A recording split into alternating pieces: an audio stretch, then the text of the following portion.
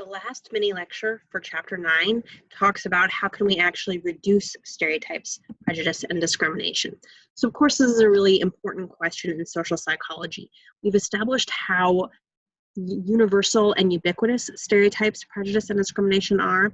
So it's going to be a really big challenge. How can social psychology help the problem? How can we actually make people more open-minded, more empathetic to people who are different from themselves? The first really popular idea that came out of social psychology was called the contact hypothesis. This was the idea that you maintain your stereotypes and prejudice toward outgroups because you don't have much contact with them, meaning you don't know that many people in your outgroups compared to your in-groups, you don't spend time with them, you have a lack of familiarity. So you maintain things like outgroup homogeneity. You have no reason to change your stereotypes and prejudice. You don't know any of them personally. You haven't seen any evidence that goes against stereotypes, so they stick around. The argument of the contact hypothesis would make sense then that prejudice would go down if you do in fact spend time with people of your outgroups. So go to a religious ceremony that's different from your own. Go to a cultural event that's for a different subculture than your own, and learn about that other area, that other outgroup. Spend time, befriend people who are of the outgroup, and you'll learn that the prejudices that you previously held are no longer true. Okay, so there's a famous study that tested that idea. It doubted that the idea would really work out in this kind of idealistic way, but it tested it. And this famous study is called the Robbers Cave Study, and it was by a man named Muzafer Sharif, who was a Turkish American. And Sharif believed, okay, let's test the contact hypothesis, but I want to do it in a scientific way. So he did this very creative procedure where he brought 11-year-old boys from New England to a forest summer camp. Really importantly, at the beginning of the study, the participants were chosen because they were all relatively homogenous. So they were all from the same area of the country. They were all Protestant Christian religion. They were all of the same socioeconomic status. They were all boys, and they were all white. So Sharif chose these people on purpose to be all in the same in-group at the beginning of the study, so the pre-existing prejudices would not affect the outcome of the study. He, in fact, pre-tested the boys' attitudes about each other and found that at the beginning of the summer, they didn't really know each other, so they were all pretty neutral about each other. He then divided them into two groups who lived in different cabins. Originally, at the beginning of the summer, they didn't even know that the other group really existed, and they thought that they were kind of the only group that was there at that time.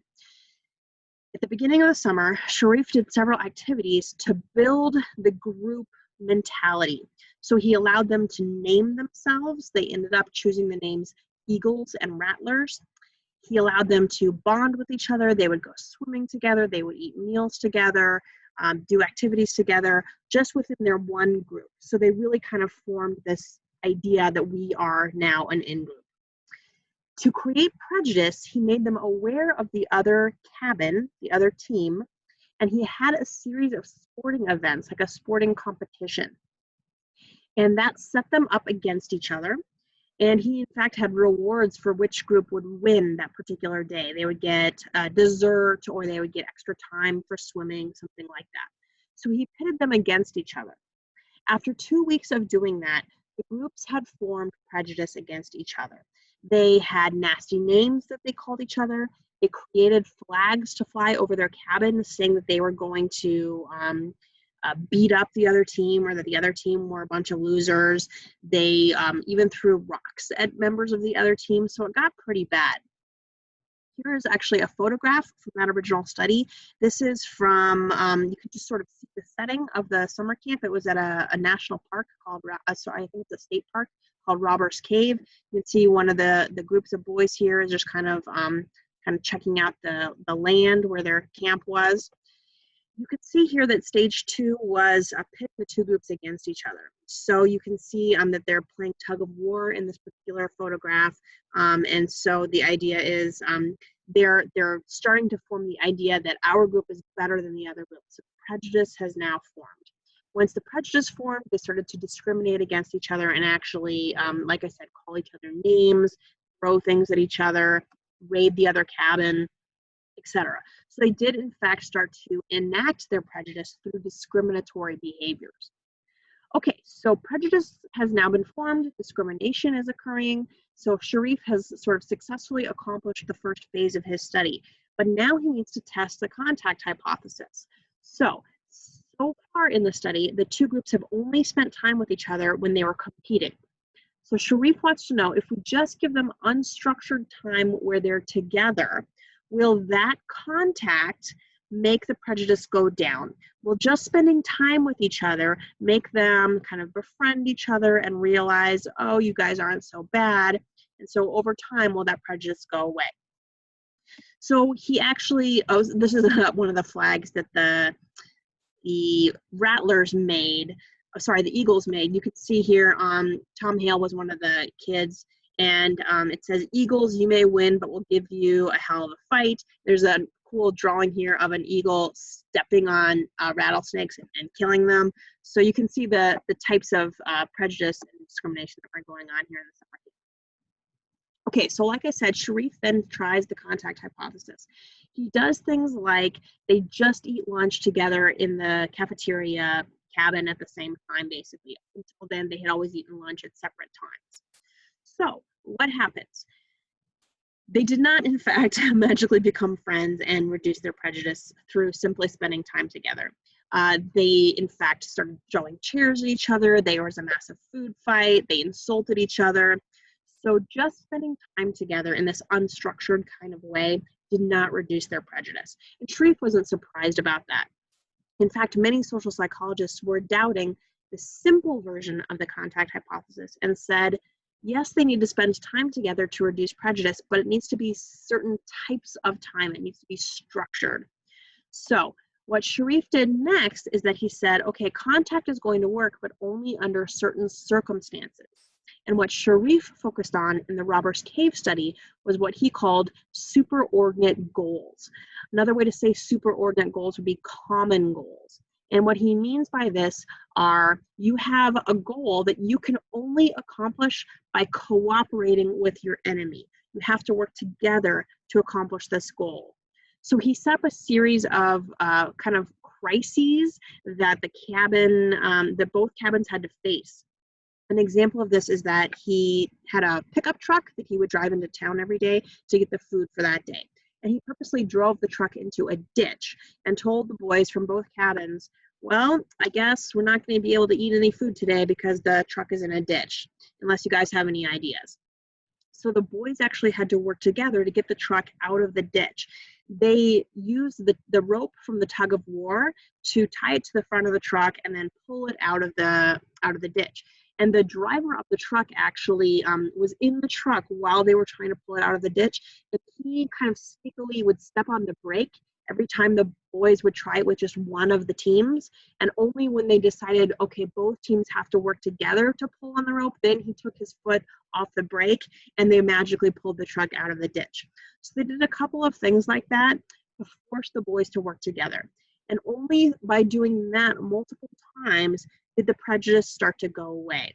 By the end of the summer, the boys said, not only do I no longer have prejudice against the other cabin in general, so I have some friends from the other cabin, but they also started to acknowledge that there were some people within their own cabin that they didn't really like.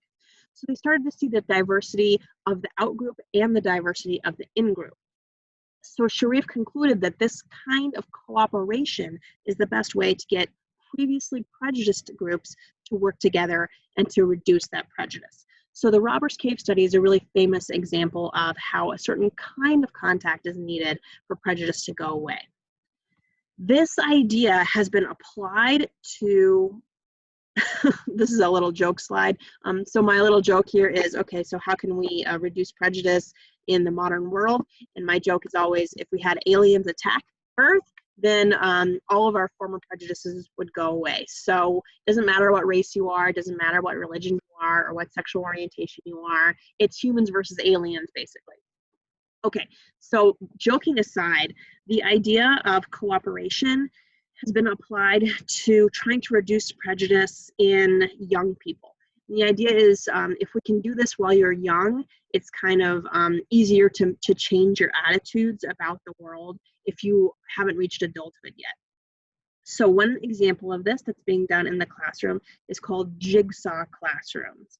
In jigsaw classrooms, the teacher sets up little pods of kids. So let's say it's groups of 4 kids. And they start in what are called expert groups. So each little pod learns one portion of that day's lesson. So let's say you're learning about the founding fathers in the United States. So one little group will learn about George Washington, and one little group will learn about Thomas Jefferson, and one little group will learn about John Adams, etc. So each group learns that one thing. Then the teacher says, okay, now that you've learned in your expert group, I'm going to split you up and form new pods. The new pods have one representative from each of the expert groups. So if you had groups A, B, C, and D, your new groups are 4 kids, one from A, one from B, one from C, and one from D. Those are called the jigsaw groups. So we're sort of mixing up the pieces. In your jigsaw group, whoever learned about John Adams has to teach the other 3 kids about John Adams. Whoever learned about George Washington has to teach the other 3 kids about George Washington. So the idea is to learn the entire lesson.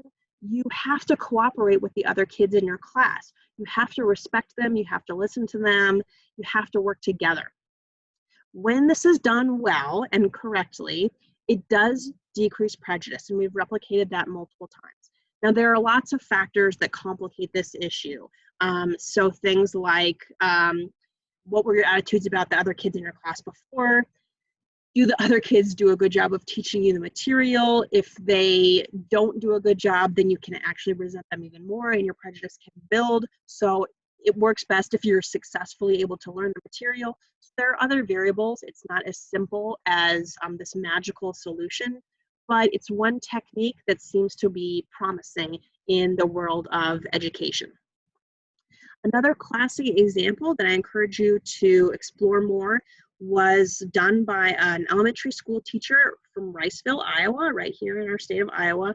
Her name was Jane Elliott, and she's actually nationally famous now for this experiment that she did in her classroom, where she split her 2nd and 3rd grade kids up based on their eye color. So she took the blue-eyed kids and made them one group, and the brown-eyed kids and made them another group. And she had one day in the classroom where the blue-eyed kids got all these extra privileges. They got to have more recess time, they got to have seconds at lunch, they got to use the water fountain, and the kids with brown eyes did not get to do any of those things. And then the next day, she switched the groups. So the kids that had been punished the day before got to have all the privilege and status the next day. And she found that very quickly, in the course of just a few hours, this status really made the group on top feel the effects of privilege. And they were very, very mean to the group that was on the bottom. And then the very next day it flipped, and the group that had been on the bottom, they didn't learn a lesson from that. They were just as mean as the other group had been, to kind of like get revenge. So her point is, any time that we have this kind of social status structure where somebody gets more resources, more status, more privilege than another group, anytime that there's inequality, it breeds this kind of prejudice and discrimination. So she did this as a lesson in her elementary school to explicitly teach the kids what it means to feel privilege, what it means to feel being a victim of discrimination and prejudice, and to hopefully remember that as you go into your future and try to have more empathy for the other group. So I encourage you to look her up on YouTube and watch some of the videos. There are some videos of her original classrooms where she did this with the little kids. It's pretty cute. She's applied this to other settings in corporations, in prisons. So she's an interesting character from history and in social psychology. As always, let me know if you have any questions, and good luck on the Chapter 9 quiz.